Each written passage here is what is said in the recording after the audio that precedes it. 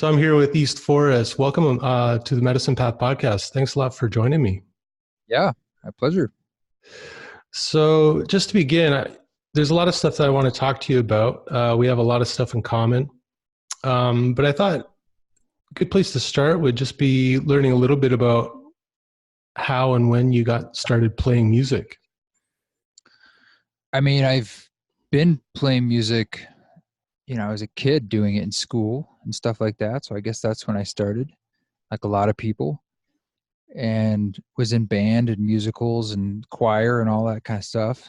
And I just never stopped.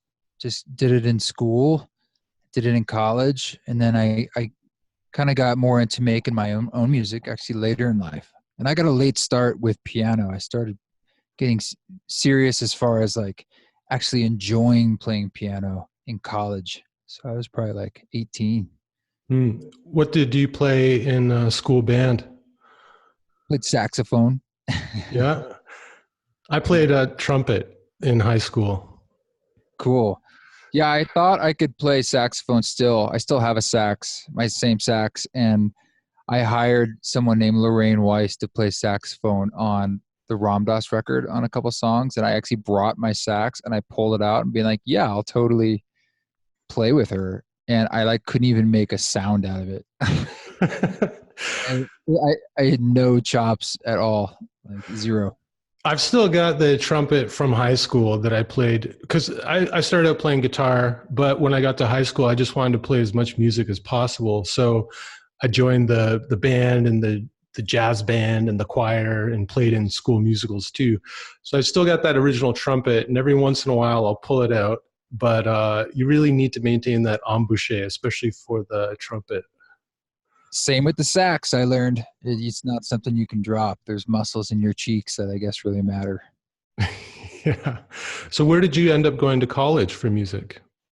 Well, I didn't go to school for music, but it's called Vassar College. It's in upstate New York, and they had lots and lots of Steinway pianos. I guess the Steinway's daughters, like 100 years prior, had gone to that school, and so Mr. Steinway had supplied the school with 70 Steinways. They were just everywhere, like everywhere you went, in the lounges of the dorms. And it was the first time I'd really played a real instrument.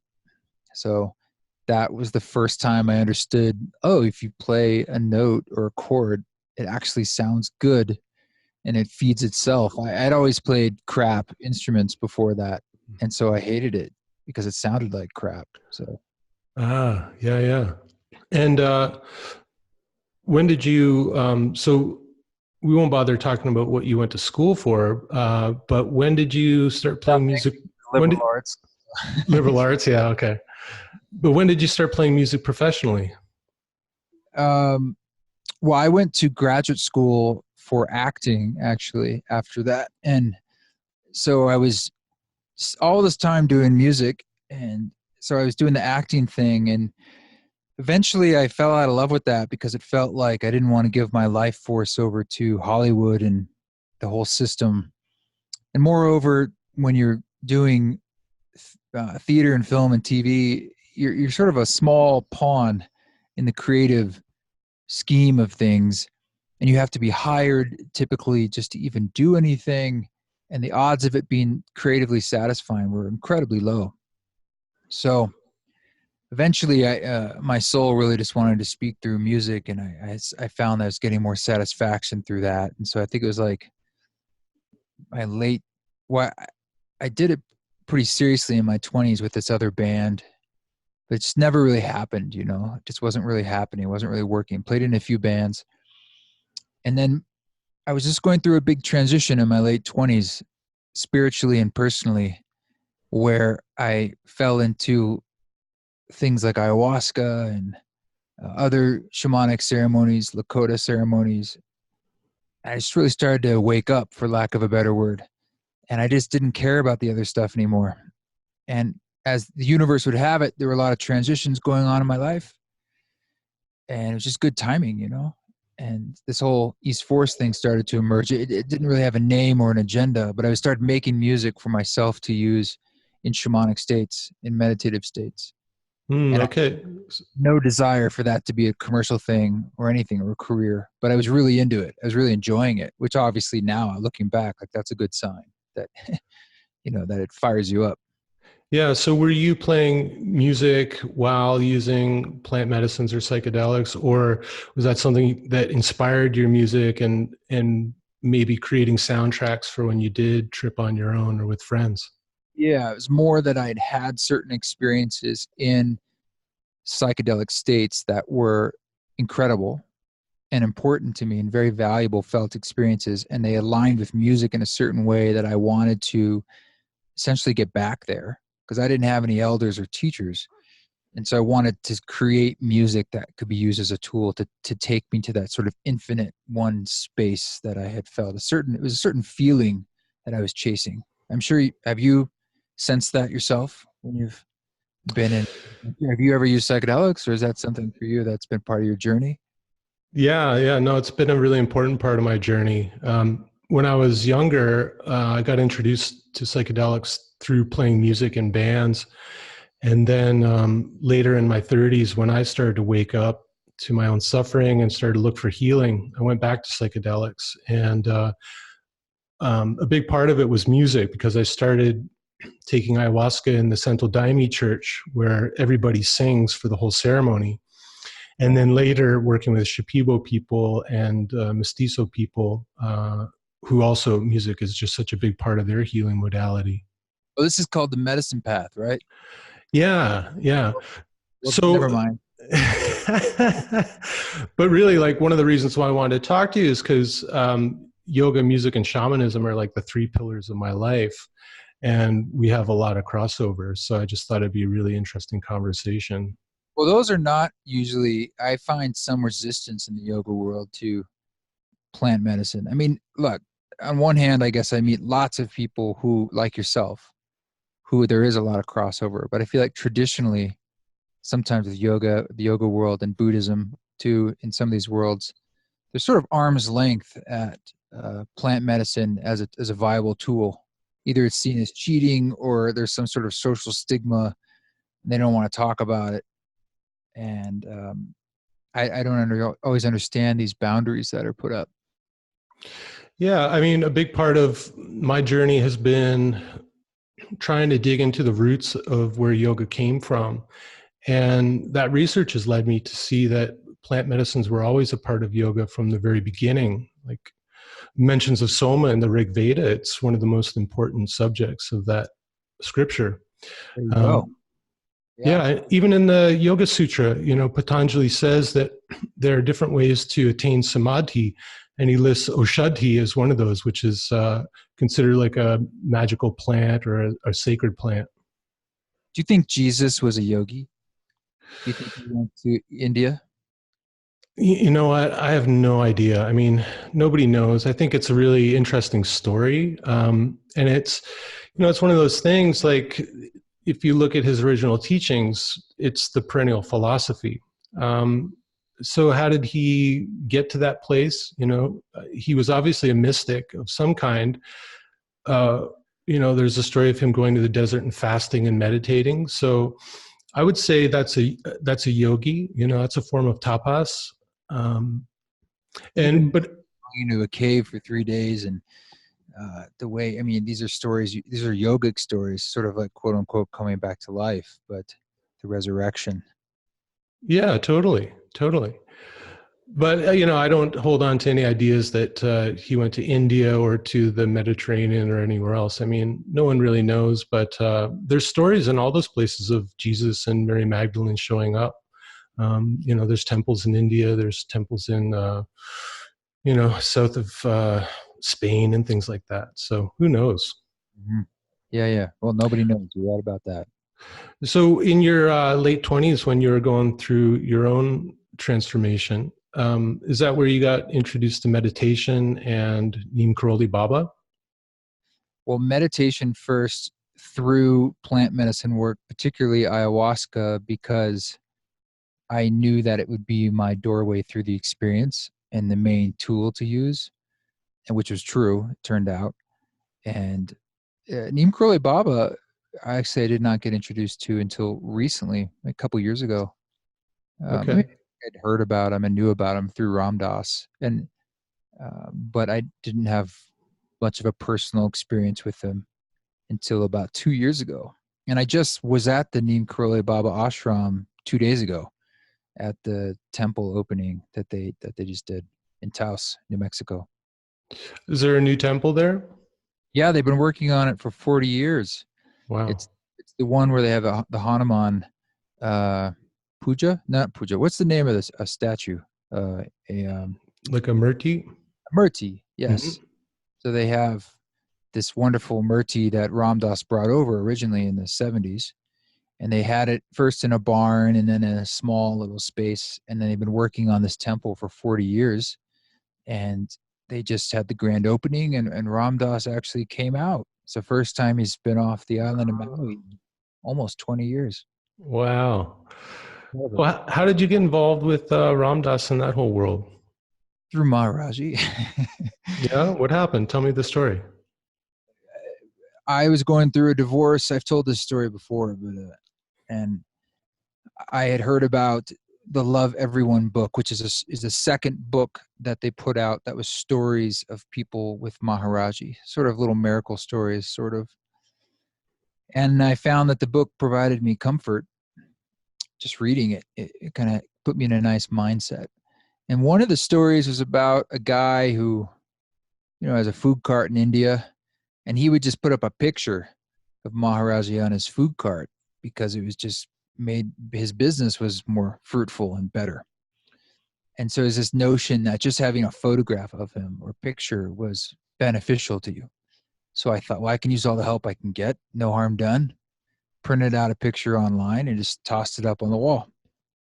I continued reading the book, and I felt like there was sort of a communication between us. And it just built from there. And I started sort of asking for help and asking for more communication. And it was like one of those pictures that the eyes look at you in different ways at different times. And and it was almost more in retrospect, looking back. I have to see this process of making an album with Ram Dass. Like when I was sitting there in Ram Dass's study, and it was just the two of us, and I was hit record, and then we were looking at each other in the eye for the first time. And that's when it really hit me that, oh, this is not just like something I weaseled my way into. This is something much larger than me. And I saw Maharaji's role in it and his grace in allowing this all to happen, which was a wonderful revelation too, because it allowed me to loosen the grip and fall into the flow of how it wants to unfold, the timeline it needs to unfold, and really just trust as opposed to micromanage everything. And that's still been the case today. And that's still, I think, the main lesson that I'm working with. Hmm. So, how did you go from printing out that picture of Maharaji to sitting in Ram Dass's study? I don't know. Somebody must have made a call. But I'm saying, like, the way it all unfolded is sort of, I mean, you look at the fact that even happened. That's the magic. Not like, oh, I was on this podcast and I got to know somebody and then I pitched them the idea and it was the right timing, that kind of thing. But it was all those things. It was the right timing. It was the magic moment. I was the right person at the right time. And I don't want to say I got lucky. I was just fortunate. And I see Maharaji sort of his hand in all of this. I mean, I can give credit to Raghu Marcus of the foundation for saying yes to it, and to Ram Dass for saying yes, even though he's spoken for 50,000 some hours recorded. And he said, let's do some more. He didn't know me. I remember I was setting up and stuff, and I was nervous because I just walked in, and he said something like, have you done this before? Somebody else told me before I went in, like, don't fuck this up. And I said, Great. Yeah, and then someone like, have you prepared? And I'm like, well, kinda, I guess. I don't know. I was just gonna like wing it. And, just gonna see what I was inspired to ask. I thought we'd be in conversation, and I would take snippets from that conversation and compose music to it. And what happened was I hit record and he just looked at me and we just had this eye gazing for a while. And then I just realized, oh my God, like there's not going to be a conversation. He's just like, what do you got? You know, hit me. And I asked questions and he would then take those questions to answer and riff. And I would just give him a lot of space to riff. So that's what the conversation became. And we met over a few days and of course it was perfect. You know, look, afterwards, it was totally perfect. And he gave me totally beautiful, masterful pieces. I don't know if you've heard any of the album, but I Hmm. didn't cut anything out. Or I didn't rearrange anything. About 95% of what he said is right there in the record. And I just can't believe that it's like essentially 14 subjects, 14 songs, and each one is about a minute and perfect for a song, you know, with a little opener, a little tag. He's a master. He's a total master. And he comes alive in the music because the pauses from his stroke that he had, you don't really hear him anymore. You know, it's the music just takes over and it amplifies the emotion of what he's saying. And I just love how it's like he just comes alive all of a sudden. And he's present day Ram Dass talking about present day things. Yeah, man, that's great. I've been reading Ram Dass and listening to him for years, and I was really excited when I heard about this project. And just the other day, I had it on playing on Spotify while I did my yoga practice, and it's just really beautiful. I mean, everything that you said, I never thought of it that way before, but those pauses that are in his speech now, you're right. It's just perfect. It leaves some spaciousness to kind of masticate, digest what he just said, like it's kind of Well, beautiful. notice them in the music, and they actually become an asset in the music because now the little phrases can be placed rhythmically inside the music. So it's like, you know, when he says it, it's part of the music. It has a rhythm to it. And so it actually is an asset. It's really great. Hmm. So what was the process like for you when you went back home and started working on the tracks? It was sort of a blitzkrieg. I just tried everything. And um, I, you know, making music is an interesting process. For me, it's one of trying lots of things, consistency, uh, determination.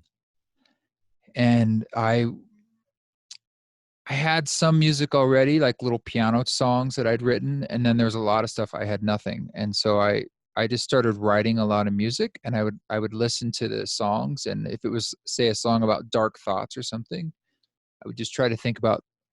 It's like writing a film score. It was like, what's the vibe of this, and what would serve this? What's the energy I think would be behind this? Does it want to be spacious or more energy? Does it want to be more major versus minor, more modal? And I would just try things, you know. And um, I have quite a bit of experience with using sample recorded voice that I've recorded like that, or field recordings, and putting them into music. So that was a very familiar process to me. And so it wasn't like I was trying a new technique, but I did not know how it would work with Ram Dass's words. I really didn't. And so there was a moment of like trying it for the first time and just sort of fingers crossed, being like, please don't suck, please don't suck. Yeah, yeah.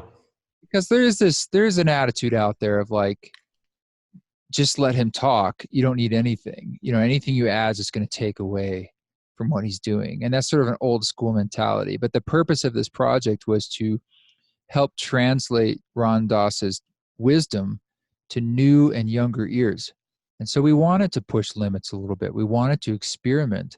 I wanted to be creative and have a diversity of music that was still had a sort of thematic glue to it. But I wanted to push the envelope a little bit. Hmm.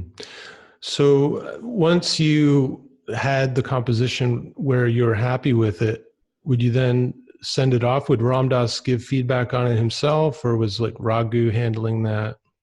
A little bit of both, but it was later in the process when I had some more. I'm not someone who wants a lot of cooks in the kitchen during the early creative stuff. So I think when I had some more kind of complete mixes, I started sharing with them. And we got like when Krishna Das came on or other featured guests, you know, I would share with them and the Love Serve Remember team. And see what they thought and that kind of stuff. How did you guys do that? Did you send off files or did you have like a listening party? Well, Ram Dass is in Maui and I was not at that time. So yeah. And people are, some of them were in North Carolina and some were in California, some were in New York. So yeah, we were sending files and talking on Zoom or the phone. Was that, did that give you any anxiety? Because I know what it's like when you create something and you send it out to the world, you don't know where that person is going to be at in their day, in their life when they receive it, which could make a huge difference in how they hear it. Yeah. And that goes back to sort of giving this over to Maharaji. I mean, I do my best to be smart about all this stuff. That's why I like people to hear something that's pretty good. And that if I really can stand behind it myself, because they might not know kind of what the creative process with music is like and where something could get to. And I'm quite afraid of that, where they hear something that's pretty rough and they might be like, this is not good. Especially when I was trying to prove something to them, they were taking a leap of faith. And so you're absolutely right. But that's why I think it's great to send them stuff that's pretty good. Yeah, yeah. And so you've been releasing them in chapters. Where are Yeah, you at with that now? Did you release I think you just released the third one, right? we have. And the fourth and final comes out on August 9th of 2019. And that will be the complete album. So basically on the last thing to be released is everything in one album. So it'll have some new songs people haven't heard, but the point is it's the complete work, which is 14 songs and meant to be a listening experience in its entirety. How long is it going to be when it's finished? I think it's over an hour. Yeah. Okay. So that's a really interesting project and an interesting collaboration. The other thing I wanted to talk to you about is your Music for Mushrooms album, which is 5 hours of music intended to guide someone or accompany someone on a psychedelic mushroom trip. Now, when did you decide to do that? Well, gosh, that goes back to what we first said. I mean, way back at the beginning when I said I was trying to make music for that space, that's been a through line in this. And, some of my work is more explicitly for that. And some of it, like the Ram Dass record, is not explicitly for that. It may work in that space, but that wasn't the intended design. So my music originated inside the ceremonial psilocybin shamanic circle space where I was creating music for people to journey to. And that's how it all developed, like the musical lexicon that I use, the slow moving chords and the pianos and the non-vocalization singing or the non-lyrics in the singing. And so I've always wanted to release something that was a bit more definitive, to say from start to finish, you could just hit play and it'll take you through the whole thing. But I had never done it. I mean, I'd pulled albums together that were pieces of that. I have an album called Prana, an album called Crystal Starship, Music to Die To, Music to Be Born To, Portlanders. They're all from that space, but they're only like 45 minutes long. So you could piece it together. So I finally just decided to do it. I felt like the cultural time was right. I'd been doing it for 10 years and I had something I really wanted to share. And I thought could be a useful tool for people. And so I played at a ceremony and I just recorded it. And it was across a weekend. So it was actually 2 days to put together the 5 hours, only because parts of the ceremony aren't on a microphone. You're in, so I needed to get together about 4 or 5 hours of stuff that was actually recorded so you could hear it, obviously. And I put it out, and I did not know. I think it was about 2 days before it came out was the Decriminalization Act in Colorado, and shortly thereafter, there's been more, like in Oakland, and that was just a wonderful synchronicity. I mean, something I'd worked on for 10 years essentially. And I finally decided to kick it out there. I wasn't even sure if you could release something that long on Spotify and iTunes. I did not even know. And I tried to like ask around and no one had a good answer for me. So I thought, well, I'll just try it. See what happens. And that's why I made it into separate tracks. You know, it's intended to be a connected thing, but I was like, I'm not sure if I can do one 5-hour track. Yeah, right. So when you had the idea to release this finally, you talked earlier about some of the stigma around psychedelics. Even to this day, when they're more and more in the mainstream, I think there still is a stigma, and like you said, in certain spiritual communities. Did you have any fear about getting stigmatized when you released this, or getting pigeonholed as a psychedelic guy only or something? Yeah, and I still do. And I mean, I think about that when I end up talking about it because, it's not my personal identity at all. And I don't use psychedelics that often. Um, it's not my thing, but it's something that I believe in very deeply. And it's something that I honor very much for how powerful it has been in my life. I feel very guided by the mushroom and its energy and the wisdom and the experiences I've had in that space. Very, very much so. I would not be sitting here today talking about anything of my music because I wouldn't have made this music. But I also felt that someone needed to pick up the mantle and make this, and I was willing to do that. Mostly because I saw that I had the skill set and the experience, and I didn't want to just sit on it and be silent. And there aren't many people who have to offer an album like that. I don't know many people who are doing psilocybin ceremonial work and creating new contemporary music for it.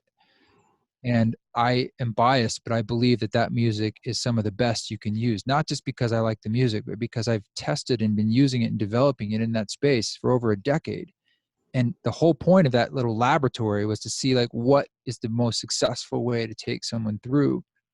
And that's sort of like where I'm at. And I'm sure it will change in the future. But, we need some pretty strong medicine and some pretty strong tools these days, given what's going on the planet. And it is not calling us forth to shirk from our responsibilities. It's calling us forth to give the best of our gifts, each of us. And that's a gift I had to give. And it was important to do it now. Yeah, beautiful. I mean, I thought it was really interesting that it was specifically music for mushrooms, because mushrooms, I mean, have been widely used since, the 50s and 60s in North America, let's say. But there hasn't been like a cultural context in which to take them. Like there's some music that you can find from Maria Sabina in Mexico that Wasson recorded, I think. But really, like unlike ayahuasca, there's not like a living tradition that we can draw on for guidance in those ceremonies. So we've really had to create our own ceremonies. And I can't believe that it's taken so long for someone to step up and create some music specifically for that experience. You're absolutely right. I wrote an op-ed about this with the release that was in Flood magazine. And it speaks to that point exactly, that like ayahuasca has contained within it the ceremony itself, and it's almost never divorced from that. And so the ceremony is an integral part of the experience. That's probably why it's so profound. Whereas with mushrooms, it's been largely recreational in use, even if fairly widespread. And 99% of people have never used it in a ceremonial form or really sat and given it space to let it do its thing. It's mostly been outdoors, kind of a party type atmosphere or spiritual, but I'm just saying for most people, that's the case in my own experience. And it doesn't have a musical tradition attached to it. And for me, that just happens to be the only medicine that I have worked with in that way, and that so like I said, has been speaking to me, and I've been working with it specifically, and I've been witnessing its potential and power in that ceremonial space. But I do see how important the role of the music is, very, very important.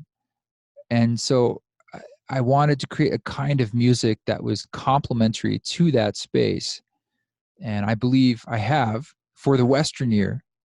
But that's what I wanted to do. I wanted to create something that was familiar to the Western ear, so that it pulls you in. There's a comfort and familiarity with the music. You understand the instrumentation, the chord progressions, all the stuff you've heard before. So it's not like, oh, what's this stark flute or shaker that it sounds like from another country, but it might still work wonderfully, but you got to kind of dive into that. It might be scary. This is familiar.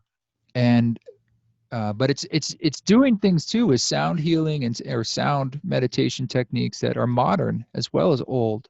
All these things combine, I hope, to create a tool and to create an experience that is comfortable and powerful. And it's a guide. It's like a little digital shaman in a way. Yeah. I think that's a really smart approach. You know, like when I've been studying the music of the South American ayahuasca traditions, one thing I found out that was actually, in some cases, surprising to me, that the mestizo shaman, even the Shipibo shaman, definitely the Brazilian ayahuasca churches, their music really draws on the folk cultures. It's not like they're an ancient style of music that's been carried through, but the Icaros and the medicine songs very much reflect the popular music of the place. So there is something about needing, or maybe needing is too strong, but something that just really makes sense about having the music of our modern northern ceremonies be something that is familiar and does speak to us on a kind of cellular level. Yeah. And moreover, though, the music that they had presented in, say, these psilocybin studies with John Hopkins, NYU, Imperial College of London, and so forth. That's why I put this out, though. I failed to mention that. I mean, I was disappointed by their playlist. I thought they were missing the mark wildly. Yeah, me too. Music on there are wonderful.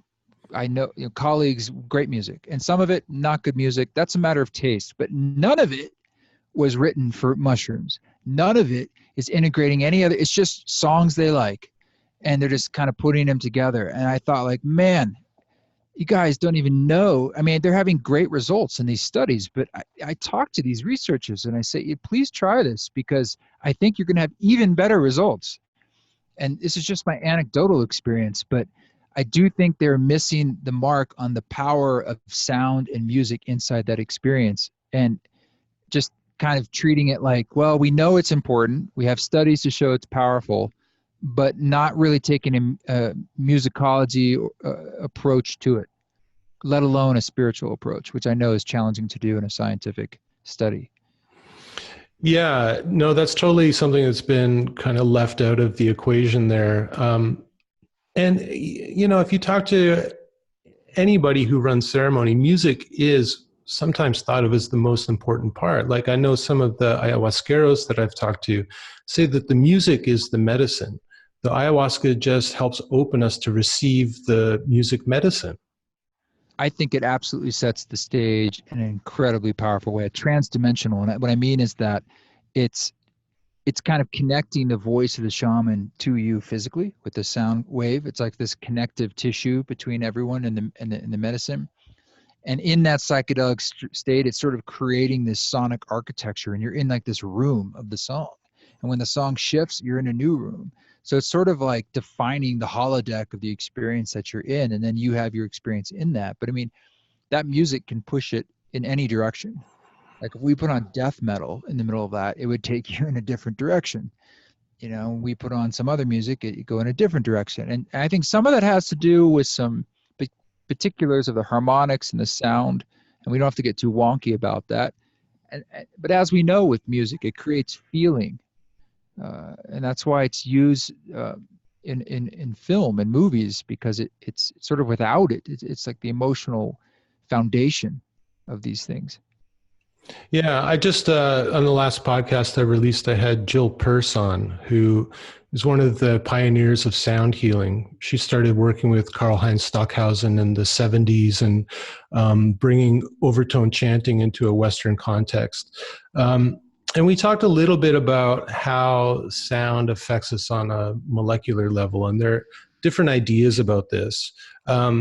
Nothing that I would want to subscribe to. I mean, I'm like you. I think it has the emotional effect, and that is itself a kind of energy or vibration, um, and it may possibly restructure us on some more subtle level. I have no idea, but what are your thoughts about that? Do you have a belief about that? Well, I try to just break it down to less about beliefs and like what do we know. I mean, I do know that the way I make music and play music is more artistic and creative. I'm not sitting there saying like I'm going to play this particular frequency because, that activates your throat chakra or something. I'm moving from inspiration, and I feel like that is the universe and the mystery speaking through all of us. So that's what creativity is.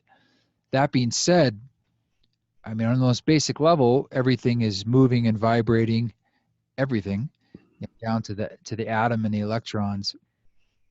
And sound is just that. It's a kind of a wave, and it's a pressure wave. So it absolutely has a physical effect on our body, and we can use sound as a weapon. The military does. They can break things with it. An opera singer can find the resonance of a particular glass and shatter it. Uh, so it has an effect. And it'd be interesting to have more knowledge about that, but I kind of think that's what we already have. That's what musicians are doing with like a major chord versus a minor chord. I mean, it's just doing it in such wonderful complex ways. You get into like jazz and it's just like this beautiful like cacophony of like complex relationships like constantly moving around. Totally, man. And it's kind of the thing. It comes back to me. Like it shows up in yoga or in this new modern approach to shamanism, like the therapeutic approach to psychedelics, and also music. It's like the Western mind. Sometimes people want to like figure it out. They want to be able to measure it. They want to be able to see it. And I just keep thinking like, well, this is something that the yogis have known for thousands of years. Like, of course, breathing practices will regulate your nervous system. They had like a different way to tell that story. You know, they talked about it in terms of nadis and prana moving through the body and all that. Or, people starting to ascribe certain qualities to certain frequencies, like you said. Like I'll look online and there's a set of bowls and each one is tuned to a particular chakra, and I think it's all kind of nonsense. I think if we move from the intuitive space, we're moving from real direct experience, and I don't need to explain that any further. It's just like, can you feel it? you know I think a lot of this like 432 business is nonsense. And I mean, look, if you like the tone, listen to the tone. That's fine. But the tones are infinite. Uh, I, it's more about the ratios. I could absolutely understand the idea of this is kind of music nerd stuff, but about tunings and intonation and just intonation versus equal temperament, and like a fifth being a pure fifth. Well, that's math. That makes a lot of sense to me. But whether one tone is here, another tone is there, and you need to be on this scale, I don't buy it. I really don't. And I think people are getting a little lost in that, or it's more of like there's a sort of a bias in what they're expecting to see, expecting to hear. yeah, and I think it kind of works contrary to what's possible with the music or with the psychedelic or with the yoga. Is it's keeping people in their heads and not in their bodies, in their heart, in that more intuitive feeling place where there's just no questions. Yeah, use that as your decider. I mean, if you vibe with it, you vibe with it. And that being said, I do use a lot of random techniques to get myself outside the box. I do play with alternate tunings, and I do.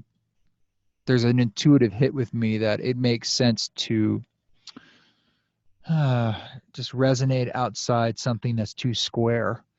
And that's with a lot of electronic instruments. You have to be careful of that because it's too perfect. And things like the voice or a string, there's an imperfection and overtones with that, where I think that's where the real magic lies in the quote unquote sound healing. It's the overtones. It's the imperfection. It's the way it's all merging together in the magic of that moment. Yeah, well said. So, speaking of ceremony, you've just finished up a tour that you're calling East Forest Ceremony. Can you talk a little bit about what those shows or ceremonies were like? Yeah, I'll do more, but you're right. We just finished a big West Coast run. Um, the thinking behind it was, as I said, I had been in these private shamanic circles for years, and then I was performing more traditional concerts, and I wanted to see if I could bridge the gap a bit. And so I started creating a concert series that merged a bit of ceremony and ritual with concert. So something that's very approachable, and anyone could step into the space. There was no actual drugs used, obviously, besides breathing in your mind, at least that I was administering. And it was done in the round, and so it was more co-creative in that sense. It was still an entertaining thing that you could just sit there and watch, but it was intended to create a more powerful felt experience through concert by adding in a little bit of ceremony, ritual, guided meditation, just a little taste of it here and there to create a tighter container. What kind of venues did you do this at? A variety. I mean, it could be anything from a theater to a yoga studio to a festival. So what's kind of cool about it is if you can just set up a sound system in all four corners, you can do it kind of anywhere. Hmm. So, are people lying down, or you said theater? So, what would turn that into a ceremony? I wanted also to talk about what you think of ceremony and what creates a ceremony.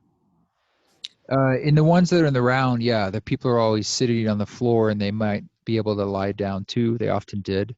And in the ones that were in theaters in more of a proscenium, they're usually seated. And that worked okay too. I think it was more the invitation and the intention and the guidance that kind of was a through line with the whole experience. So, and I think that's all that ceremony is you deciding what you're doing and bringing that intentionality to it and that like sense of beauty and ritual, simple ritual. And ritual is nothing it doesn't have to be too fancy. We would do some sort of basic introductory guided breathing at the beginning and sort of honoring what we're doing, making a decision internally for why they're there and what do you want to receive and what are you inviting in. And maybe there's an aspect of writing this down and working with the subtler layers of our mind to communicate with our unconscious and communicate with our heart and to plant a seed in that in ways that we know through science, through cognitive behavioral therapy, but also through it feels good and it feels right. And it feels that when you tell your body in this way through that ritual, it's a way of encoding into yourself to say, this is important to me. I want to remember this. As opposed to a casualness does the opposite. It's saying, this is not important to me. I don't need to remember this. So that flippancy, we're kind of turning it on its head to say, let's do the opposite and see what happens.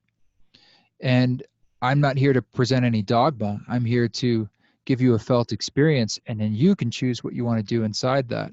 But I'm just making a space that's very tender and gentle and hopefully powerful so that they can kind of recognize that wellspring within, I would hope, and clear away the noise, hear the intuitive voice, and learn how maybe they can do that on their own. Hmm. Yeah, I love that. My wife and I have been doing what we call sometimes music medicine journeys, where I'll introduce a little bit of yoga, gentle yoga, and then people lie down and we play music. And that'll be like vocal toning and chanting, also some medicine songs from places I've been.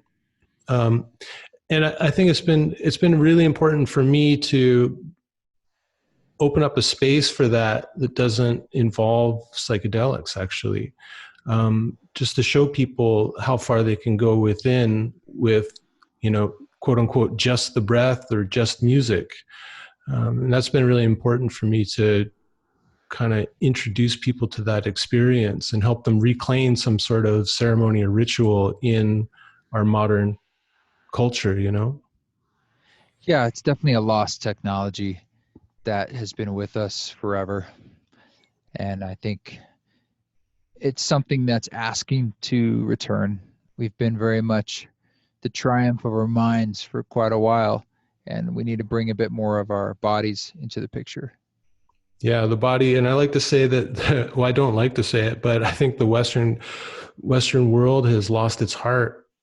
You know, like it's been reduced to a little emoticon that we double tap when we like picture of Mhm. someone on the beach or their photo of their lunch or something, you know? And it's in every mystical tradition, this teaching of the spiritual heart. And I just want to keep orienting people back toward that. And that, to me, very much is about getting out of the head and into the felt intuitive experience. Yeah, the heart can't be quantified, and we're in an age where everything is quantified. Hmm. Yeah. Yeah. So when you're on the ceremony tour, are you working with collaborators? Or are you up there solo? It's been mostly solo, but there were a few where I think there was one we brought in cacao, and so we used that medicine. Um, and there are times I might work with string players or bass players, or who really, it depends on the event. But it's a lot solo. Yeah, I'm using the audience too. I'm looping the audience and trying to bring them into the process a bit, so we're co-creating the music and the experience a bit together. Now, how are you doing that? Are you having them chant or something and then Yeah, looping that? yeah, it's mostly sing. Everybody can sing. That's something I try to remind people. And so I sing something, have them sing it with me, and then we loop stuff and then bring that into the music. Oh, super cool. That sounds great. Um, So you said you're going to continue the tour. Are you coming to the East Coast at all? yeah. Yeah, I've got a couple random dates here and there. I'm coming to Vermont in September and Cape Cod Yoga Festival, I think soon. But I think there's going to be some dates in October. Great. Well, we're just up the road from Vermont, so maybe we can make it down for that. Yeah, come to Burlington. It's September, late September. It's on my website, forest.org. Yeah. So, looking at your website, you've been doing a lot of work. You're doing the performing, you've been consistently releasing music, you've been teaching at retreats, putting on retreats. And I'm wondering, like, how do you pull that all together? Do you work with a management team? Do you have someone booking for you, or are you doing everything yourself? No, there's a team, and it got big enough that I couldn't do it all myself. So there's definitely folks helping, and I'm also half German, so I'm good at like organization, and I like I like doing things. I like making things. Whether it's a podcast or like you said, retreats, or I like collaborative. Even when I was a kid, I was that way. I like doing projects. Yeah, I mean, I'm half German too. I get the thing about being organized and detail oriented and all that. But one thing that I'm finding as I continue on my career is that I don't really love doing all the booking stuff, all the scheduling, all that kind of thing. And I just, like, I was telling my wife yesterday, I wish I just had someone who could take care of that. And I just work on, the music and the yoga and, creating new resources for people, like all that more creative stuff that I really love to do. But man, I got to tell you, I'm not a lover of setting up gigs in other places and setting up travel and all that. Neither am I. But even when you have people helping you with that, you're still kind of in charge, and it's never going to be probably a perfect solution where you can just sit back and show up places. But um, I think if you need that and you really feel like it's impossible without it, it will manifest. You could go out there and find it, even if you do it in a non-traditional way these days. Like it might not be an official agent who has it, that's their job, but maybe there's someone out there who merges worlds, like it's personal assistant slash helping you with bookings slash social media person. And when did you take that leap? Like, when did it get big enough that you needed help?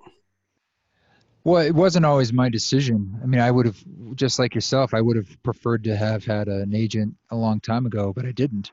And I couldn't like force it. I certainly tried in different ways. So I think these things just kind of happen when they happen. I've been working with management for a few years now, at least in this particular form. And a lot of these things happen through personal relationships. You know what I mean? because you really need people on your team that believe in what you're doing personally and deeply. It's just an intimate experience. So it's not going to really happen by some kind of blind email where you're like, hey, unless you're making so much money, they just want a piece of the money. Um, Right. So was it a matter of you meeting people on your travels and somebody saying, "Hey, you know what? I could help you out with your booking." Usually more through working with other artists, you know, that kind of thing. So it's like by doing a collaborative, like my manager, I got to know by doing a collaborative record with MC Yogi in 2016, and it was his manager. And so, I mean, that was a natural way to get to know each other because I worked on a project. And so you kind of prove something and get to know each other. Um, and so I think a lot of things are like that. I Mhm. hear a lot of things on the road where people want to do things. It almost never happens. Yeah, they very rarely follow up or come through. But I appreciate all the ideas, and sometimes they do. But I've just learned that it usually doesn't add up to much. Mm. Folks get Yeah. a in the moment, and they're like, "I want to do this thing," and blah blah blah, and I'm like, "Wonderful," and then Yeah. that's the end. No, I'm familiar with that too. I'm someone who likes to follow through on things, and so it's been a bit of a challenge for me when people show that initial enthusiasm, but then when that initial rush peters out, they're just not interested anymore. Yeah, I mean, I've had people crap out whole institutions that you'd think are completely professional, and they just sort of change their mind, or that's par for the course.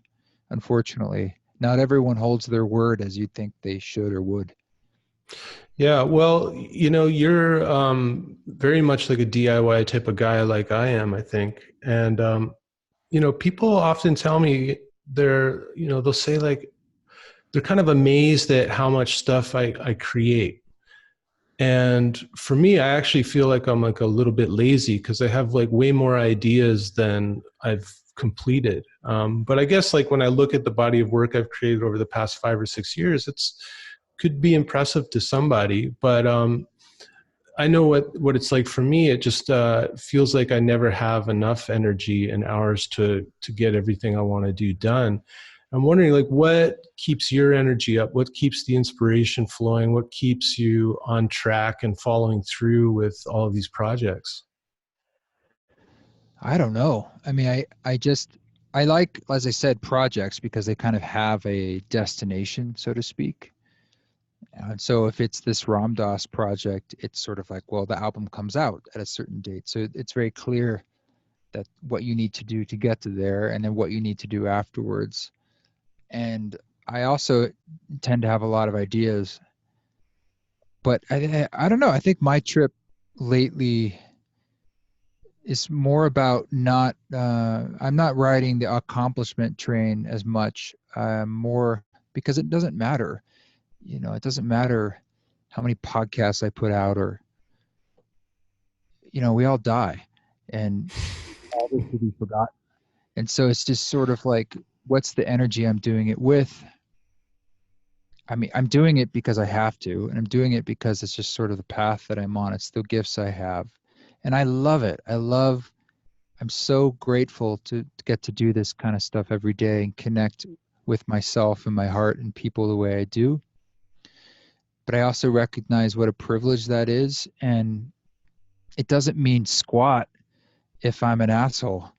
It doesn't mean anything if I'm not in right livelihood in my mind. Like, it doesn't mean anything. And not only that, I'd be walking a false walk. So for me, the work itself is the path, and I don't want to have any separation between what I'm doing and my inner life.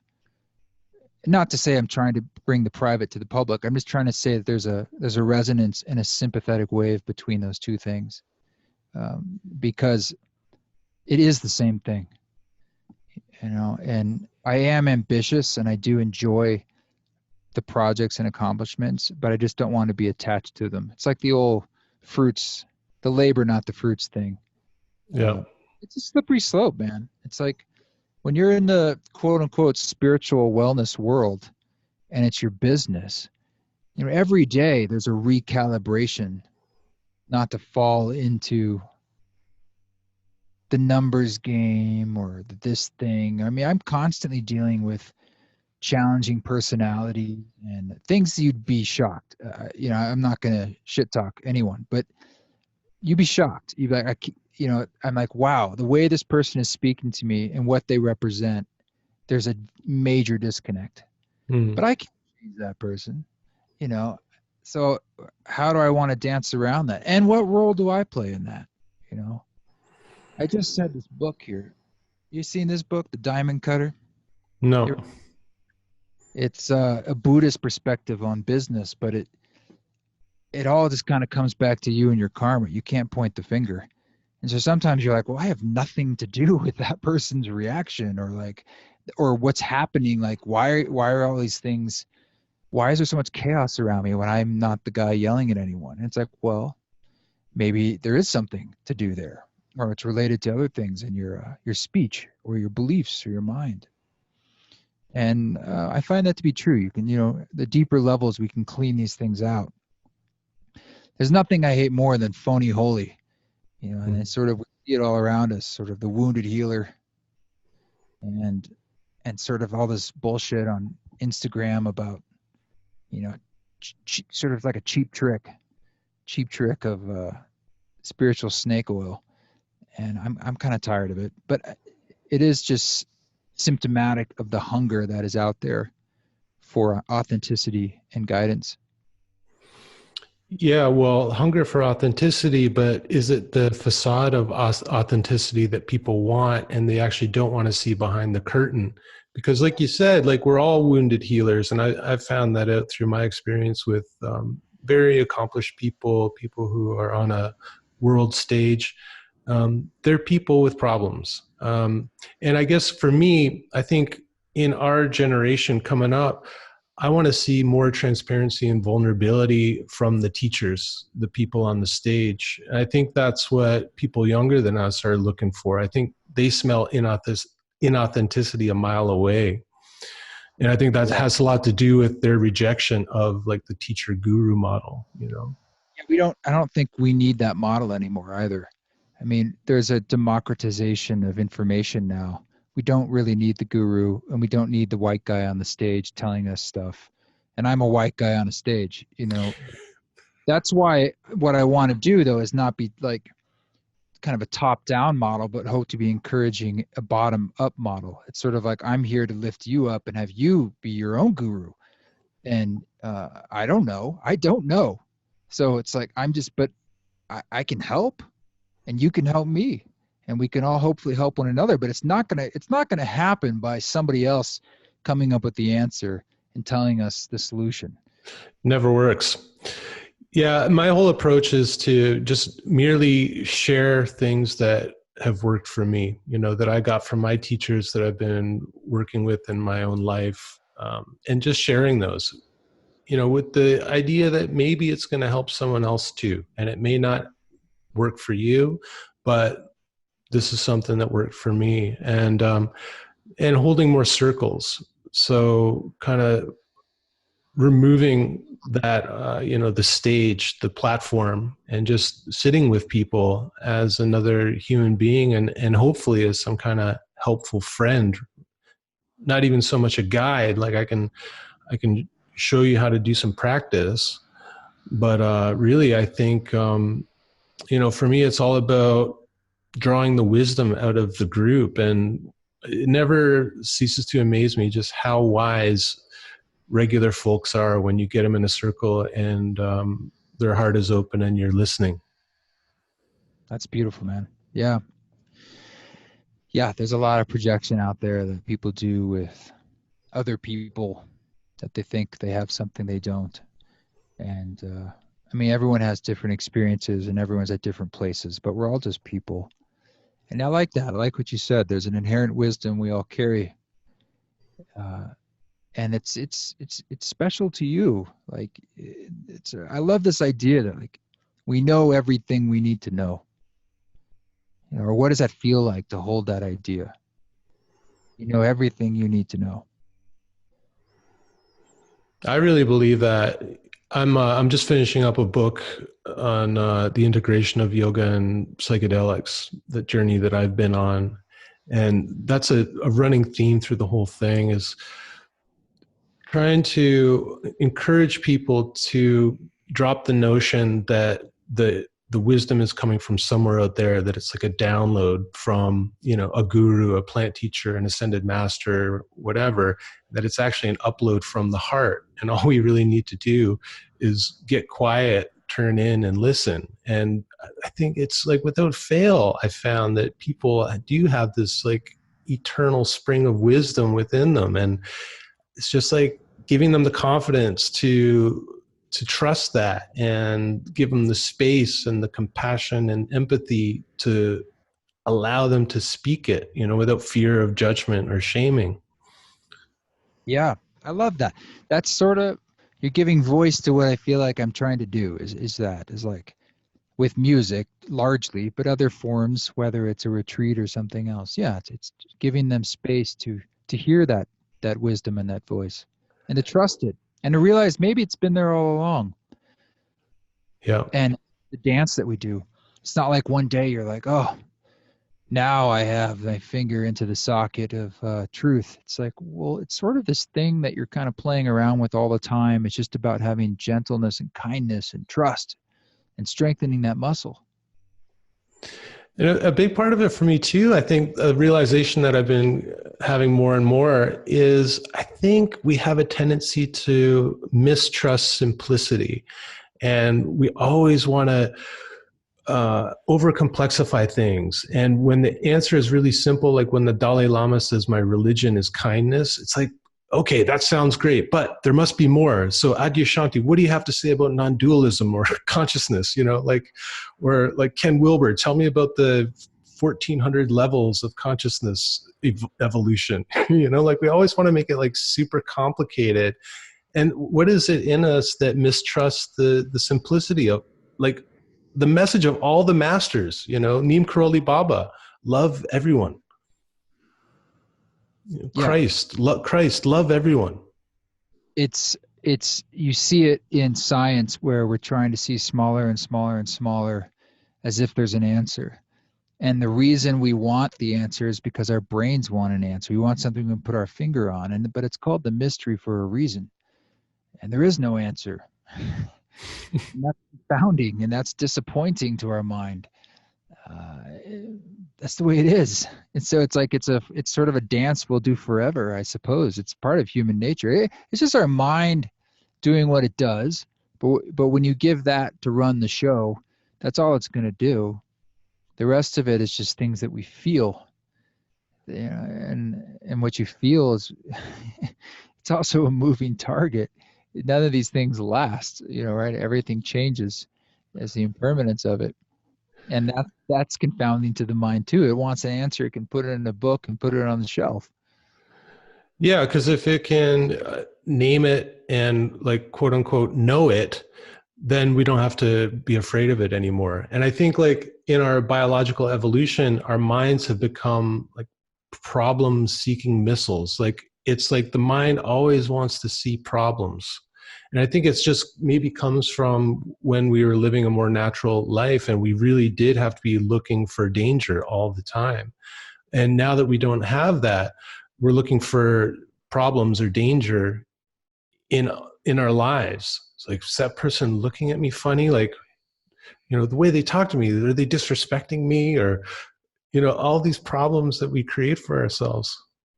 I think that's why death exists as the ultimate boundary condition that we can never go beyond, because otherwise the jig would be up, like the game would be had of the human experience. Like there are these boundary conditions for a reason. Like this is the operating system that we're inside to do the work. And somehow we get really hung up on, I think, the not knowing. I know, look, I do. I know I certainly have all sorts of machinations with that in my mind. But there's a part of me, I mean, music helps me trust that part of myself that says, you know everything you need to know, and you don't need to know. There's things you know with a little K. There's things you know with a capital K. And I think that's what faith is. And that's what's encoded into religion and what faith is. Yeah. Well, I think, that's why I so appreciate having these practices in my life, whether it's yoga, music, or ayahuasca or psychedelics, is because when I'm in that space, there is no question anymore. And I'm just in that knowing. And as I get older and I do the practices more, I get more and more comfortable with allowing for the mystery, but I'll still catch my mind seeking complexity or seeking a problem. Like when I'm preparing like teaching materials, I have to be really conscious of staying true to the message of my heart and not getting wrapped up in this idea that as a teacher, I've got to like talk about all of the different models and systems that have been handed down through the yoga traditions, and like wondering why I feel compelled to do that, because it's actually not very helpful and it doesn't really inform your practice all that much. And kind of like trying to keep myself on track to keep things simple and keep them like heart-centered and from a place of that direct experience, rather than a bunch of information that I picked up that is kind of interesting and fascinating, but ultimately I think just kind of clouds the water. Less is more, for sure. Less is more. I don't know. I have a pretty sensitive bullshit meter for new age nonsense, and maybe that's just my own curmudgeonness, but uh, I feel like the people who say the least probably have the most wisdom, because there really isn't anything to say. Again, that's what's so beautiful about music. It just sort of transcends all of that and just starts playing with feeling and color and rhythm, and it's just playful in a way. Yeah, and it speaks directly to the heart, which I've always thought of as the uh, the awareness that is pre-linguistic. Like before we overlay words on our experience, that's what I think of as like listening, feeling, seeing from the heart. Well, it almost plays indirectly in a sense, like it's only indirect. It's just sort of it's it's swimming around everything. And I don't think we really give credence to how powerful music and sound is in our lives. It's so ever present. I mean, even the way we're talking right now is sound. uh, it's like asking a fish what water is. Yeah.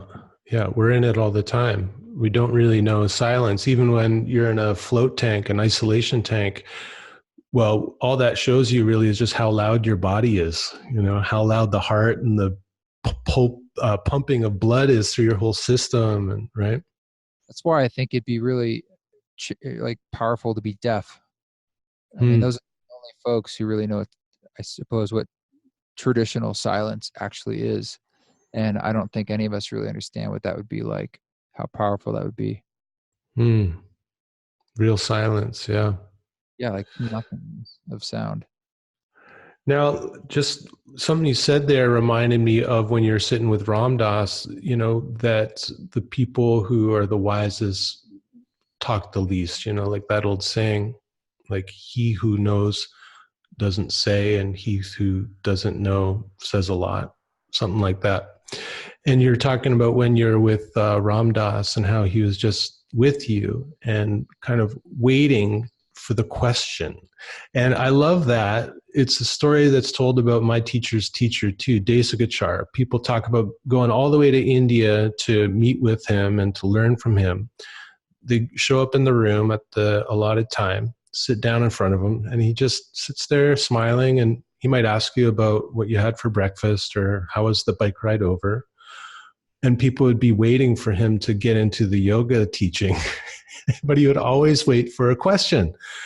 And I really love that, to have the kind of confidence or whatever it is to allow for the question to prompt the response, to prompt the teaching that's going to be actually relevant to the person, rather than having some agenda, putting forth some amazing idea that you've just thought of or whatever, but just waiting for the question.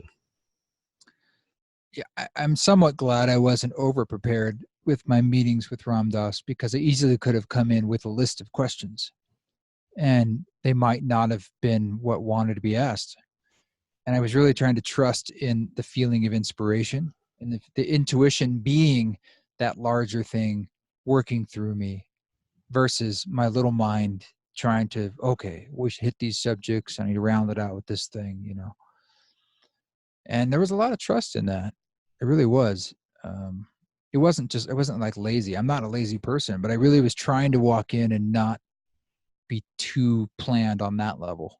I was very planned on a technical level, like microphones and things like that. But, and I think there was something to that because I wanted it to be what Ram Dass wanted to talk about. That was important to me, and let it flow in that sense. And you know, there's a little massaging here and there, like, oh, maybe you should say this thing or you should ask about this. But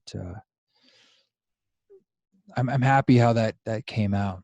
You know, I guess I look back and think, oh, I wish I'd asked him about such and such, but it's okay. You know, we got exactly what we needed to. Yeah. So I'm wondering, I know for me, kind of the older I get, the more experience I get, the less I like to prepare for my teaching engagements. You know, like my whole life has been the preparation and my practice has been the preparation. And I got to trust that I've got everything that I need or everything I'm going to have anyway. And just to trust that. So I like to go into teaching situations without like a layout of what I'm going to do or where I'm going to start, and just see where it goes. How has that shown up for you in your teaching? Has that crept into your teaching approach as well? A lot, yeah. No, I'm the same way. I think I used to do more, and I try to impart that to yoga teachers if I'm ever playing for their classes, but some of them take to that more naturally and some it's really, really hard. But I want it to be more of a conversation and I want us to feel inspired by exactly like the greater thing that wants to speak through. You have to just be open to it. I think that's what inspiration is. The Music for Mushrooms album is 100% improvised inside the ceremonial space. And that is very, very important to me. It's certainly, I guess you could argue it's harder, but maybe not. It just takes a level of the preparation is being fluent in that language and in your tools and your techniques. But when you get in there, it's not, I don't view that particular space as a performance. I view it as, at best, a form of channeling. At worst, you're judging what you're doing and you're trying, you know, but I know I'm going to go in and out of that. I know it's going to be a wave in and a wave out. Yeah.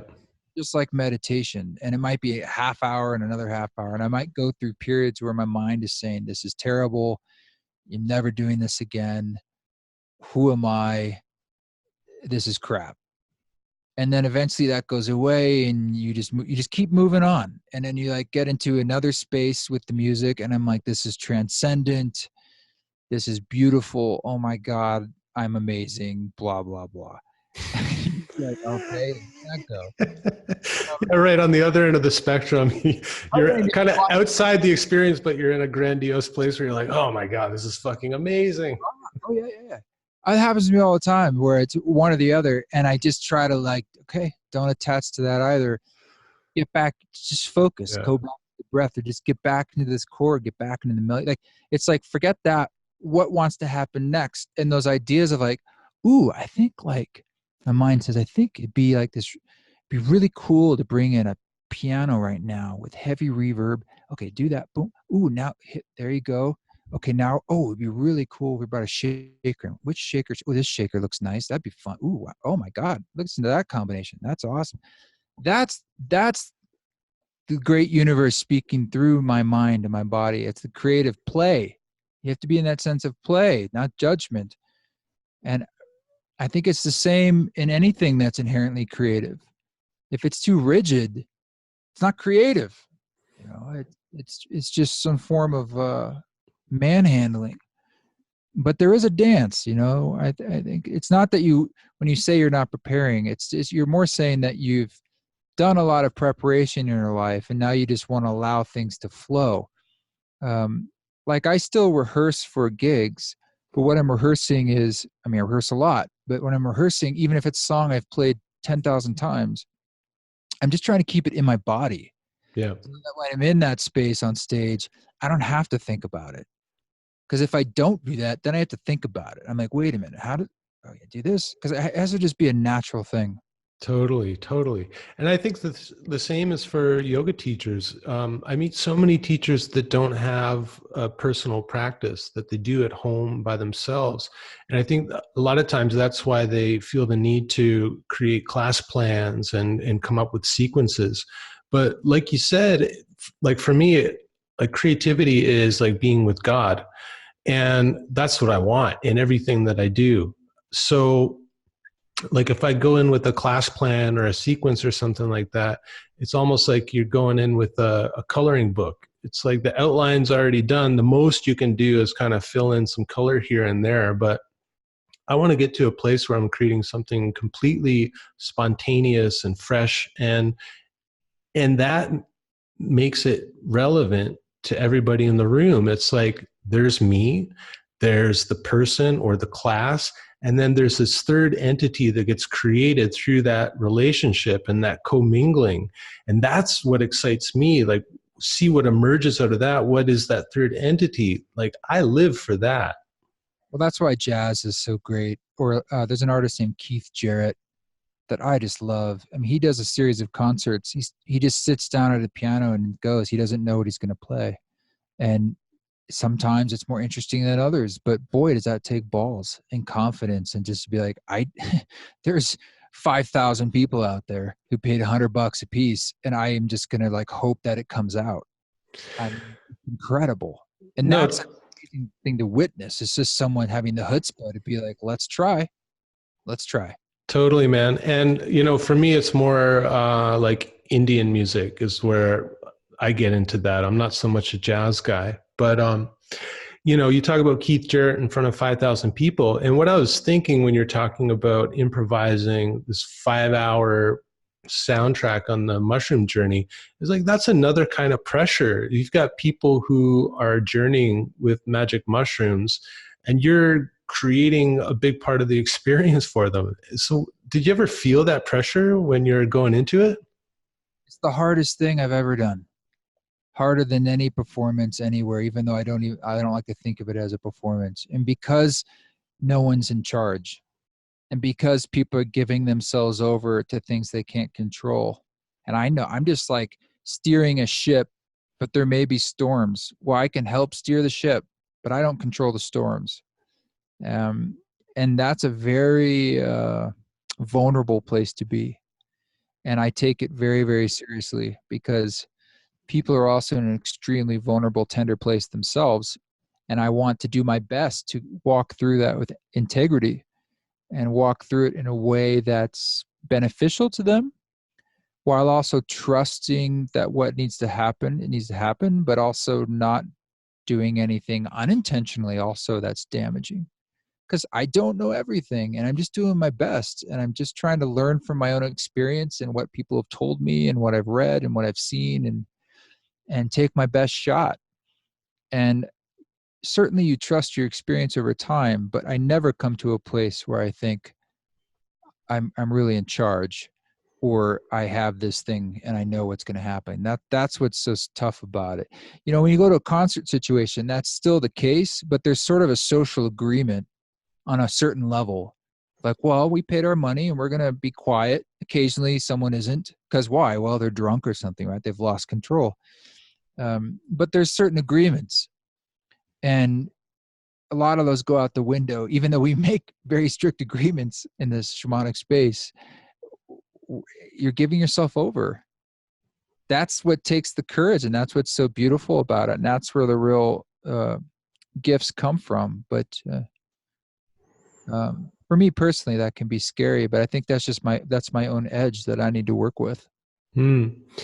Yeah. And like, you know, when you're talking about, I mean, there's been a thread through this whole conversation about like letting life take you where it wants to take you.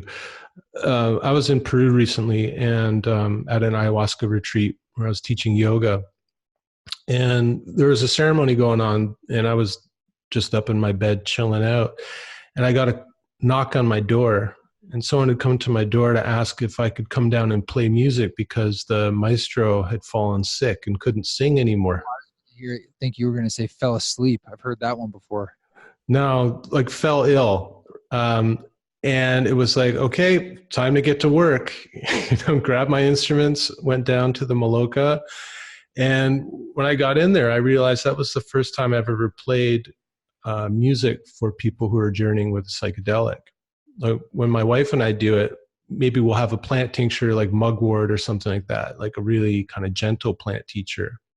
But I've definitely felt that pressure, and like my voice was shaking, my hands were shaking. It was like I was on stage in front of 10,000 people because I know what the stakes are and just how wrong things can go, and the music is terrible.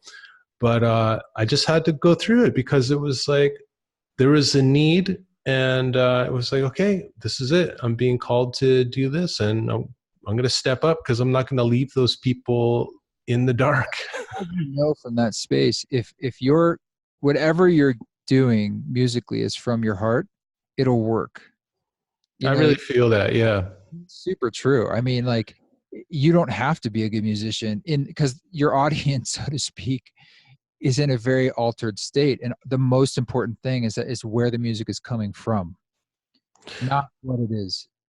Yeah, no, and that goes back to what you're saying about faith. And for me, it's just having faith that I'm here in this situation for a reason, and just having faith that these songs will have a supportive effect on those people just like they've had with me. Like there's a reason why I hold these songs is because they mean something to me, and they're special to me. And learning more and more as I get older, just to like trust that if it feels good for me, it's going to feel good to someone else, like especially if it's coming from the heart, like you said, because I think that's the place where we connect universally. If it touches my heart, it's going to touch someone else's heart. There's no question in my mind.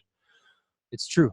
It's true. Yeah. Well, I hope you had a moment there where you could relax into it because it's a really beautiful space when you recognize how open and receptive people can be.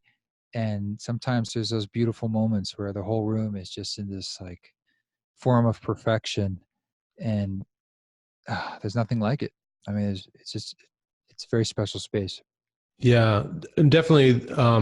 Once I kind of got warmed up and settled in the space, something else took over. But I think a lot of it too was just the situation, like having to come down like mid ceremony. Maloka's completely dark. I've got my instruments. I'm trying to set up without disturbing anyone. So I think a lot of it was just that too. Tough gig. Yeah. Tough gig, yeah. I've heard of shamans who fell asleep in the middle of the ceremony. That just blew my mind, and just left the whole group hanging. Yeah, well, I'm really glad that there's kind of more awareness about psilocybin mushrooms and people like you who are creating intentional ceremony for that particular medicine, because I'm just seeing more and more problems with ayahuasca and some of the other psychedelics that come from other places and come from other cultures. And yeah, I'm just seeing a lot of problems there. And I think it's a good move to go toward things that grow where we are and things that come kind of clean without a whole lot of cultural context, where we can start to form a new modern context in which to engage with them. I think that's really what's needed. And I think that's what's going to be most beneficial to us in the long run. That's interesting. Also, just being able to do it on your own too, potentially, as opposed to ayahuasca. There's always a lot of problems when money gets involved, and with places that have less money. And there's been some sexual assault and issues of that issue. It seems to be more widespread. I mean, certainly a lot of shamans are not enlightened beings. I respect many of them a lot, but there's a lot of drunks. There's been some problems. There really have. And there's not an easy answer there. So if you can take some of that out of the equation and empower people, That's why, I mean, the record was really made to be a tool. It's not definitive in the sense of like, look, this will solve any of your problems, but I'm like, well, it could help a lot. So it's worth a shot. See if it works for you. And I encourage people to be safe and responsible, but they need to make their own choices there. And I think in the end, that can be very empowering. Maybe like you're saying, that's an interesting point. Maybe there's some kind of future for us that's more independent. I think there has to be, if we really want to do our healing as, this Western culture, we have a lot of healing to do. And I think a big part of that is being disconnected from our own ancestral traditions. And, our tendency has been to, it's like, our consumer mind starts to look to other cultures for things that we can take, rather than looking within and seeing what wants to be created here and now in this new context, which is what cultures all over the world have always done. And I think we just need to do that same work, but we have to get out of that conditioning of consumerism. Well, I want to push forth sort of a new American shamanic tradition because, like you said, they've always been developed for the needs of the time. And I'm a mutt. I'm like an American mutt. I mean, I guess I could go back 4 generations and I start to pick apart, like, but I don't have any real connection to other countries or heritages. So there's probably a reason for that with my own soul path. But nonetheless, I think I have no other option other than we're at a time when you have infinite information in your pocket. It's information overload. So it's just time to kind of make some choices and figure out what works for you. What's the church of you, in a sense? I don't mean that in an egotistical sense. I mean, like, what are your ethics? What are your laws? What are the things that work? What are your songs? What do you have to share? Yeah. Kind of related to that, and this is maybe the last thing I want to talk to you about, but you've been involved with the Love Serve Remember folks and Ram Dass, and something I've been thinking about the past few years is I'm not seeing a lot of younger faces in those gatherings up on stage, and I'm wondering, are they doing anything to bring up the next generation of teachers? Well, I can't speak for them because they haven't talked to me about this directly, but I've heard your concern from others and kind of noticing that. And I know there's a recognition of old white guys on stage. And I think there's a balance to be struck between wisdom, which is powerful and worth sharing, and not something we typically take advantage of much in our culture. And as you said, passing the torch in a way that keeps things sustainable and that represents the time that we're in. So I'm hopeful that that will happen, and it'll start to be more of an active process where it starts to be thinking about. I was hoping that this record would be part of that, and I think to their credit, I would think recognize that too. But about making translations across generations and speaking to new ears. Ram Dass is certainly, I think, more popular than he's ever been. Hmm. Just evidenced that by even just his social media presence, and it's exploded over the last few years. And I would again say that's somewhat a sign of the times. But I think now there's a midwifing and that wants to happen to what wants to be born out of that. What will be next? What will we do with this information, these teachings, so that it doesn't become a museum piece? Mm-hmm. Yeah, and people forever quoting Ram Dass rather than speaking from their own heart and experience. Or, yeah, taking that as an ingredient and riffing with it. That's sort of what I was doing, right? I was using it to make new work that's collaborative. And I think there's a lot to be done there. I don't know. It'll be interesting to see what happens. But I think we're going to have to push some edges to do that, and that's going to piss some people off. But that's how this always is. The youth want a little more change. They want things to be stuff that speaks to them, and the old guard says, "Well, that doesn't speak to me. That's junk." And that's the way it's always been.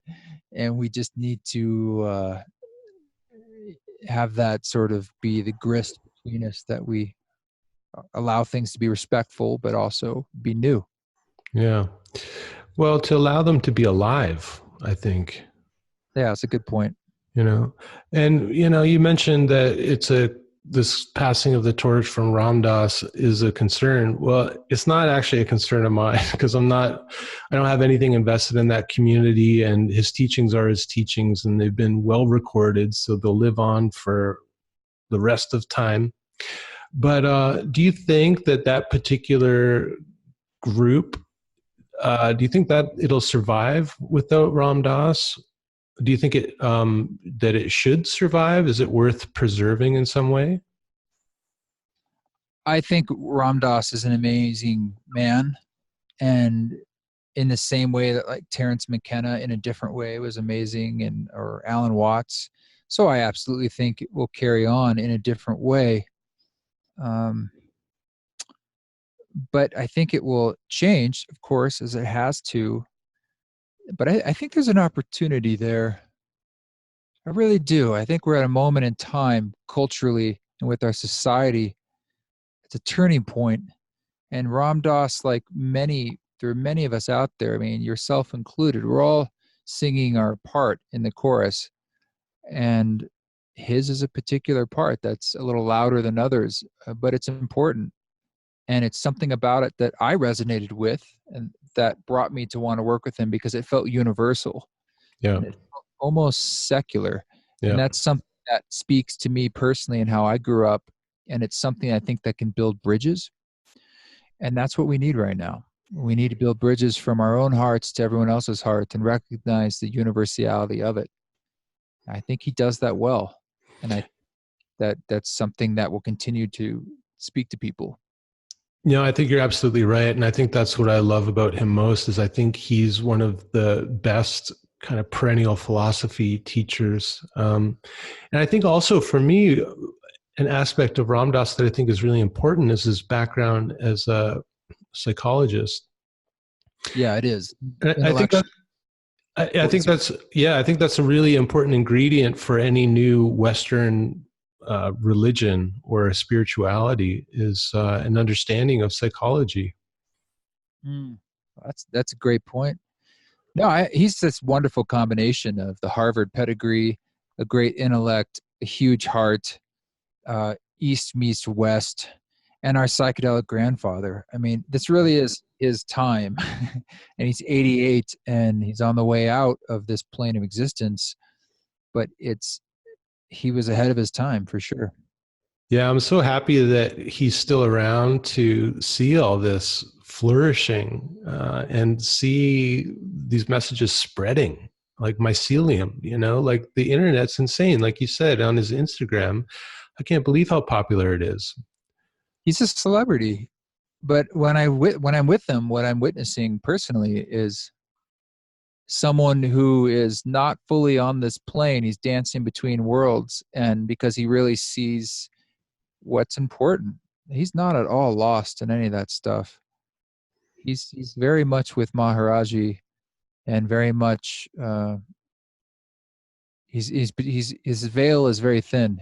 He's dancing between worlds right now. Yeah. And I think the popularity of Ram Dass goes way beyond celebrity because on his Instagram, for instance, you're not getting pictures of Ram Dass like doing handstands on the beach or something. Breakfast, yeah. You're getting the teachings, right? And I think that's what's resonating with this huge population of people now. And I think, like you said, it's because it is universal. It's not rooted in Buddhism or Hinduism. Like he's gotten to the real heart of it, just like I think Maharaji did. Well, and right now Ram Dass is just all love, love, love, love, love, love, love. I mean, and so the root of it really is he's saying a hell of a lot less, and it's mostly just about love. And I don't know what else is there to do. Yeah. Well, it's like for me, it's like what do we need to do to get there to that place where we do meet everyone with love and meet ourselves with love? Like it's like, yes, of course, that's where we need to be. That's if there's love, there's no problem, and all of that, there's no division. But what do we need to do to get there? And that's where my role is as a teacher and musician, and everything I do is just to help people touch their heart so they can start to feel the power of love. I'm guessing when you touch your own heart, and by doing those things, you are getting in touch with that part of yourself. It's having other people feel that resonance as well. Um, it's the golden rule. You know, if you try to make other people feel heart filled, then you probably will feel heart filled yourself. And it's really not that complicated. If you want to love everyone, or you want to feel loved, it's all you have to do is love. And it's an acceptance that we're going to fall in and out of it. That is the human journey. That is the engine of our existence. So instead of avoiding that, it's like, that's it. In, out, yin, yang, birth, death, breath in, out, up, down, wake, sleep. I mean, Yeah, I think so. in the middle. Okay, man. Just wondering, just to finish up, this is something that I often have a hard time visualizing, but I'm going to ask you. Light of question. Oh, sorry, what? I was joking. I said, please tell me this is not going to be a lightning round of one-word questions. Where I have No. to And this isn't a question I usually ask anyone, but I feel such a kind of resonance with what you do and your perspective on things. I'm almost feeling like a bit of a mirroring here. And I know this is something that I struggle with, and I really admire your accomplishments. And so I want to know if you have a vision of what you'll be doing 10 years from now.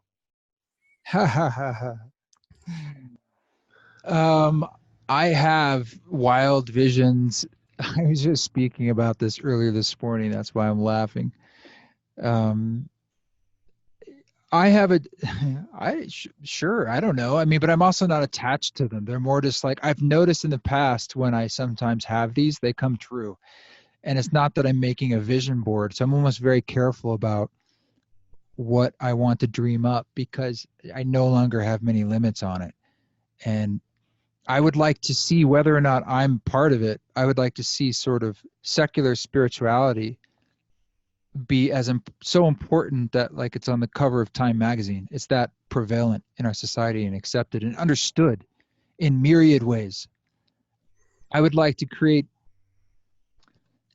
an East Forest ceremony concert that plays in residency in Las Vegas. I hate Las Vegas, but we would reach millions of Midwesterners, you know, and it would be an amazing show. It would actually reach the right people. I don't want to sing to the choir. I want to build bridges. You know,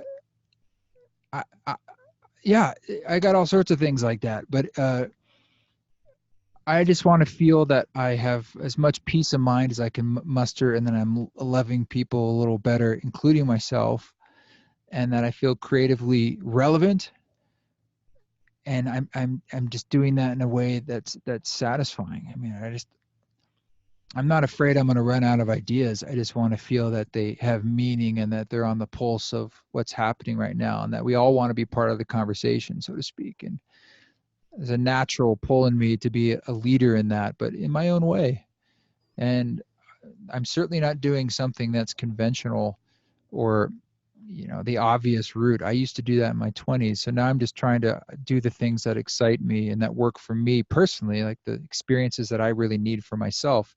And they speak to certain people. I don't know if that will be more people in the future. I don't know. But as long as the process is enjoyable for me, that's what really matters. Because remember, man, we all die. That's where you started. Everything will turn to dust. How old are you? 41. 41. Okay. You know, I love that you're not. So I'm 41.95. Yeah, I'm 44.6. But I love that you're not afraid to think big. And that's been something that I've struggled with, is my tendency to want to play it small. And I don't know if that's accumulation of all my life experience or because I'm Canadian, but I really admire your ability just to dream big and to see that residency in Las Vegas. Like, I think that's just amazing. maybe it's an American curse. I don't know, but every American wants to be famous for nothing. Look, I don't care about the fame part. You know, I want more money because I want more resources, because I want to hire cool friends and I want to do bigger and better things. And I just want to invest it all back. I have all these things I want to do, but I don't always have the ability yet to quite do them. And I just get excited about like particular projects and kinds of art, and that stuff would be effective.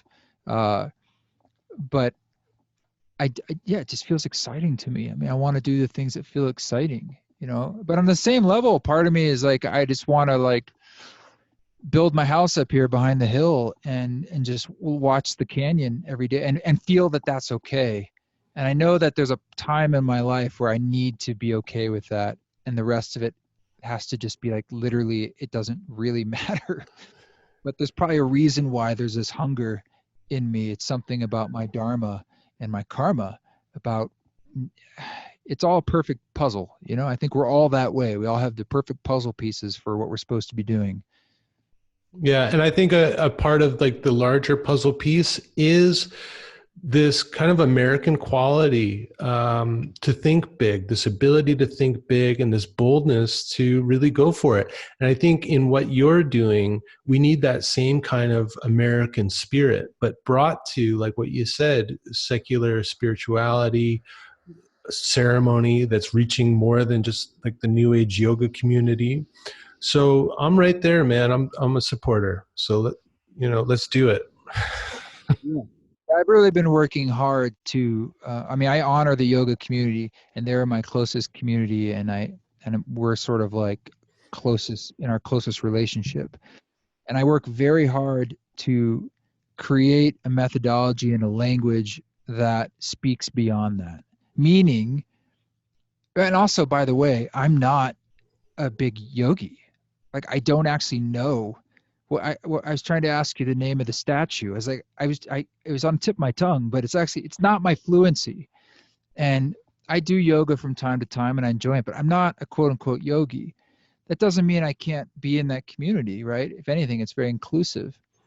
But I work hard to try to create something and speak, or make offerings that there are. This is tricky because I'm not trying to do something that's pandering or is generic at all. It's actually quite specific, but one that's open, has an Hmm. invitation for other groups. More universal. Yeah, without a blandness. It's a fine line.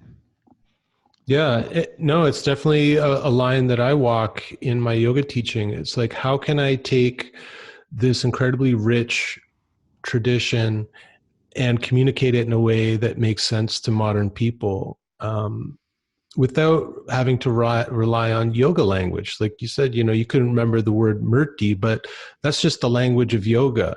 You don't need to know the language of yoga to be a yogi. No, they're just words, right? They're just symbols for things. It's like the things that they're symbols for are universal.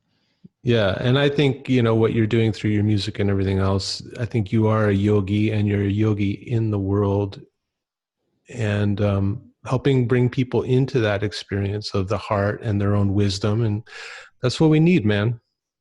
At least I didn't call the Hanuman Murti a mannequin. Hanuman. Mannequin monkey, actually. But you know what? I don't think Hanuman would have been offended. Well, it is a mannequin, I suppose. But It is. all right, I gotta go. I got things to do before the sun goes down. But thank you. Yeah, thanks a lot for this time, man. I really appreciate it. Yeah, it was fun. Thank you so much.